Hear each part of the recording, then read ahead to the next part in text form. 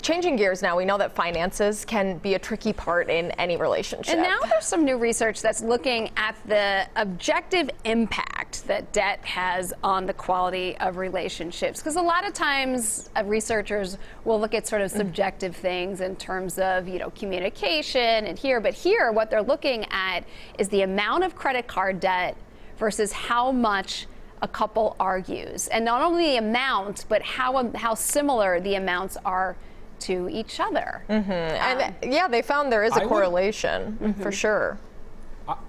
I would have thought that it would have been more related to people not having discussions about the amount of debt, and maybe the more debt you have, the more embarrassed you are about it, so the less you discuss it. Right. This seems to me like a communications issue. I mean, because if you go into a relationship knowing each other's debt loads and still do it anyway, like if you have a problem with that, that's on you for not making peace with it in your own way. Yeah, and they were looking at, people who either live together or are married in this study. And the thing that I found interesting too is sort of debt is becoming part of the American life. More and more people have to deal with it. 58% of the couples in this study reported having some level of debt. I think the average amount was about $4,000. But that's sort of my question when we look at people who live together, maybe who aren't married. When do you have that discussion? When do you cross that line into sharing finances with each other? I don't know if you guys have an opinion about it, but it can be awkward to talk about it like early on. If you're not in like a super committed long-term relationship, when do you talk about your debt? Right. And do you ask people early on?